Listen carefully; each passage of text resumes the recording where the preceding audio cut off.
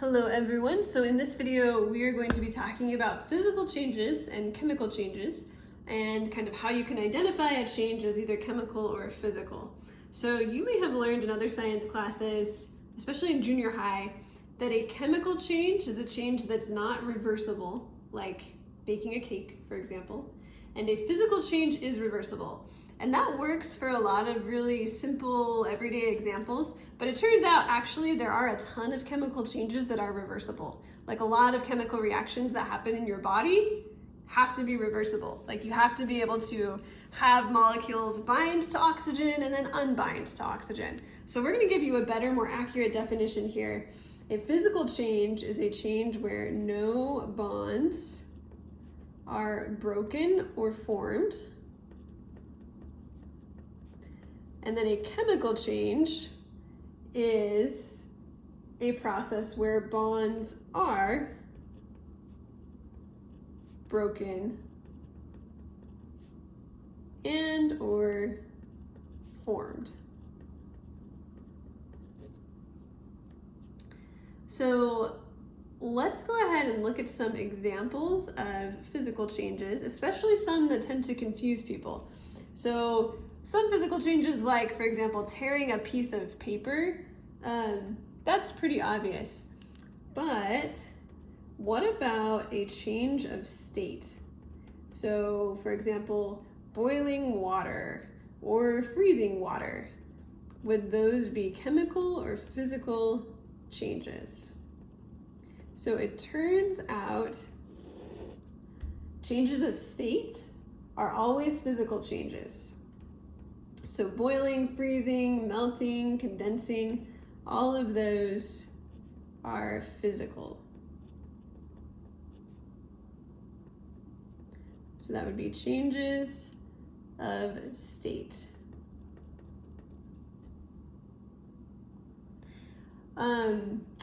Another one that can throw people off is dissolving. So if you dissolve salt in water, some people feel like that's a chemical change, but actually it's still salt. It's just kind of broken down into smaller pieces. The ions are separated from each other, but it's still salt. So dissolving is not a chemical change. That is a physical change.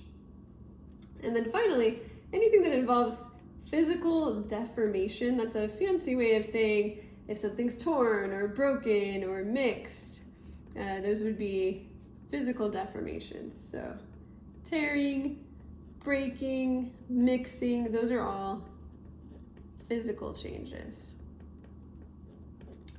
So how do you tell if something is a chemical change?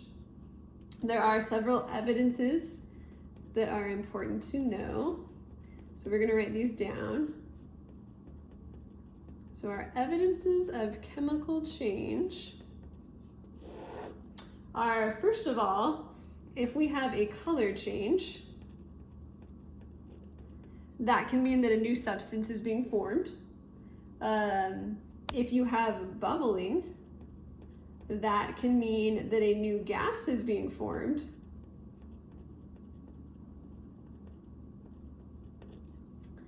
If there is a new smell, again, that may mean a new substance is being formed. If there is a change in temperature, that may mean that bonds are being broken or formed because that can take energy. And then finally, this is kind of a unique one, if we have the formation of a precipitate. And a precipitate is a solid that is formed when you mix two liquids together. So you take two clear liquids, you mix them together. If you get like kind of a cloudy solution, that means that a precipitate has been formed, and it's forming because some chemicals are bonding together. So that is also evidence of a chemical change. Okay. So just because you see these evidences, that doesn't necessarily mean that you're dealing with a chemical change. For example, when something boils, it bubbles, and it's not producing a new gas, it's just changing state, which is a physical change. But these are all indicators that we might have a chemical change. So just be aware of that. The last thing we're going to look at is how to tell whether something is a chemical or physical change based on a symbolic representation. So if I write out this, you can write this with me.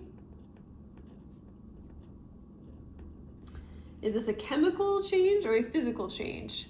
So if we notice, bonds are being broken here. On the left, the carbon is bonded to hydrogen, but on the right, it has broken off from the hydrogen and bonded to oxygen.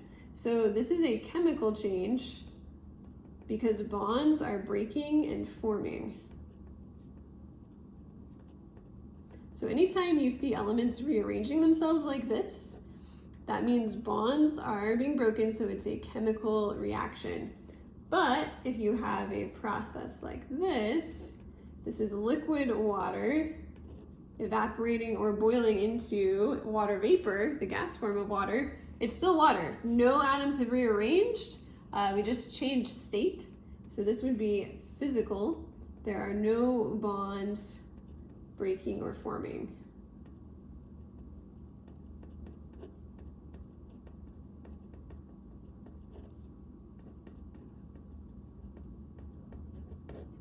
All right, and that is how you can tell the difference between chemical changes and physical changes.